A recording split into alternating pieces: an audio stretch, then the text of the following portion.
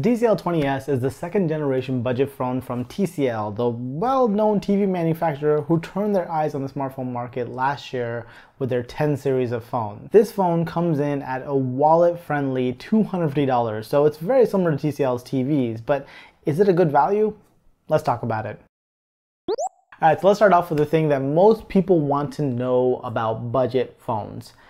Is it slow? And the simple answer to that is no, but maybe kind of. In day-to-day tasks, it really doesn't feel slow at all. Apps take a little bit longer to load, but they're just as responsive when you have them open as with more expensive phones. The place where you really kind of feel maybe some of the slowness is when you're doing more heavy things like multitasking or gaming, which, speaking of gaming is fine on this phone. So I played a couple rounds of PUBG with no problems whatsoever. The game does take a bit to load. Again, that's the same thing that you're going to find with some other apps.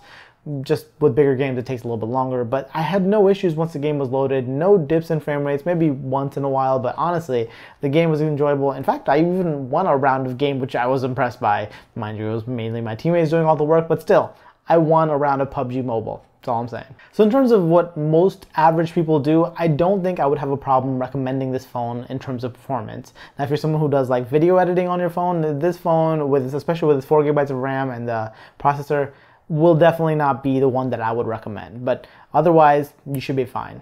Alright, so another question about performance is out of the way. I really want to talk about some of the things that I liked and disliked about this phone. So the first thing I want to note about this phone is that it's huge. It's a 6.7-inch screen and it has a 5,000 milliamp hour battery, which makes this that it's not really just a very big phone, it's also kind of a thick phone too. So my preference has always been towards smaller phones, but even I have to admit the big screen is actually very useful when you're doing things like multitasking, and then watching videos is always a pleasure on bigger screens. And speaking of watching videos, the screen here is 1080p. It's an LCD display, meaning that you're not going to get those great contrast like you would on OLED screens, but the colors are pretty great on this, and you can tune them using Next Vision software. So I like it to be more natural setting, but you can obviously turn it more vibrant if you like that. But yeah, otherwise I think the screen is great. The only thing that mars video watching on this phone is the mediocre bottom firing speaker. I just felt like the speaker just didn't get loud enough for me, and just most of the time it just didn't sound that great. So that's one place I think TCL could definitely improve. This is the same complaint I had last year where other budget phones had dual speakers. This phone only has the bottom firing speaker, so that's kind of a problem. Other in the plus column is the fact that you can plug in headphones directly via the headphone jack. Admittedly, it's not a feature that I've actually used at all on this phone so far, but it's something that I appreciate nonetheless. And hey, if you appreciate this video, make sure you hit that like button. Alright, so the screen on this phone is something that I like despite its big size, but the battery is something that I love because of its huge size. This phone lasts me forever. A day and a half easily, 2 days most of the time if I have like light usage on my phone. This phone makes it so that I don't have to worry about battery life. In fact, I lose my battery charger all the time, which, by the way, this phone has a wall adapter included with it. It's just a 15-watt one, which means that you're getting some fast charging, but with a battery this big, it's still going to take you a good long time to charge that battery. At least 2 hours minimum. So if you charge overnight, not a problem, but if you're someone who wants like super fast charging, like some other budget phones give you, you're not getting that here. And no wireless charging, but again, that's to be expected at this price point. Alright, so the battery life and the screen I like. So what's not so great about this phone? Well, the phone does have some really weird quirks, and it's mainly related to software. So one of the things that I really liked with TCL's lineup of phones last year was the fact that they had this smart key button, an extra button on the side of the phone that was completely customizable. You could set the customize button for, you could set customize action for a single tap, a double tap, and a long press of that button. So 3 different actions, one single button. It was great.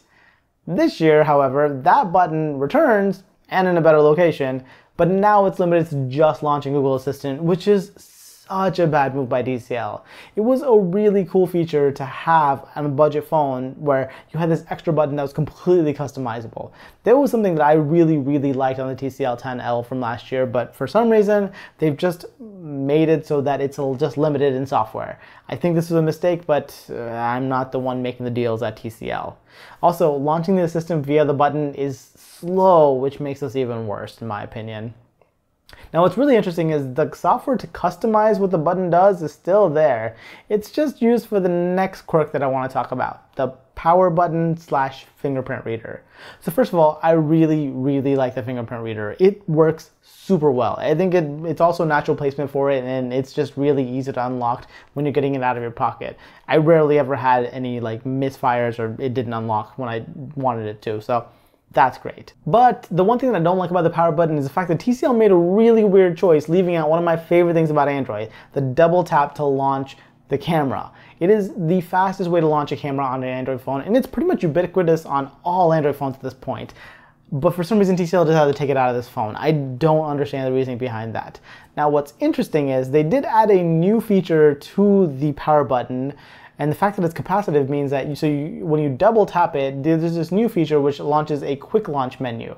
Now, this quick launch menu can have up to 4 action items, and you can just click whichever one you want. The thing is, when you want to customize those 4 action items, it's actually the same UI that used to be there for Smart Key. Interesting, right? I don't know why they decided to purpose it for this new feature, which I don't know. I've tried using this new feature quite a bit to launch the camera. I just find it to be too slow. Like sometimes my double tap misses because you don't push the button in like you would with the double tap to launch the camera. Instead, you're literally just tapping the button because it's capacitive. So sometimes that misses, but you also have to double tap and then you have to move your finger around, and since it's a big phone, it makes that difficult as well. So basically what I'm saying is this is a really weird choice that TCL decided to make. I really liked what they had on their phone last year, and I really wish they could go back to it. I don't know if it's possible. If I can figure out a way to hack that button, I will let you guys know in another video, but for right now, to me, the software is kind of weird. I've also had some occasions where the phone doesn't quite register my touch. I'm not sure that has to do with the touchscreen or if it's just maybe the processing is a little bit slow. I don't know what it is, but I feel like this is something that TCL needs to fix in their software, because I do find myself having to tap an icon multiple times to get an app to launch. So yeah, I think in terms of most things, they're pretty good. Just software could use some work. Hardware's good, software needs work. However, that's the stuff that I know that they can fix. Software can be fixed. But the one thing that I know that can't be fixed most likely is going to be the camera performance. Now, in my testing, I found that the cameras on this phone are basically what you come to expect at this price point. They can produce some good, if oversaturated shots in good lighting. But in poor lighting, these cameras tend to fall apart really fast. Now, I will say this phone does have a super night mode, is what they call it, and sometimes it can actually do pretty well for non-moving objects. But if you have a moving object, you can just say goodbye to any of that. The phones in low light just tend to be very noisy. Now I'm going to be covering more about the camera in a more in-depth, comprehensive camera review that I'll be posting later on, but suffice it to say, the camera is just okay. Like at this budget price point, if the camera is definitely usable. Again, if you have great lighting, if you're outdoors, you can get some really good photos. If you're indoors, good luck. That's all I gotta say to you. But yeah, so if you guys want to see that full comprehensive review, make sure you guys subscribe and have notifications turned on so you guys don't miss it. But with that, that's pretty much what I wanted to cover in this video. I think this phone is really interesting. Like the hardware is good. A big screen, a big battery, all for around $250 is kind of hard to beat. But the software does make this a little bit harder to recommend, to where I might actually recommend the 10L over this one, which is actually cheaper now. So yeah, if you guys want, I will have links to both of these phones down in the description. The bigger battery on the 20S is definitely compelling to me, and it will get Android 12 versus the 10L, which will be stuck on Android 11 forever. So there are things to consider there. But yeah, with that, that's pretty much what I'm talking about in this video. Thanks so much for watching, you guys. I'll catch you guys in the next one. Bye.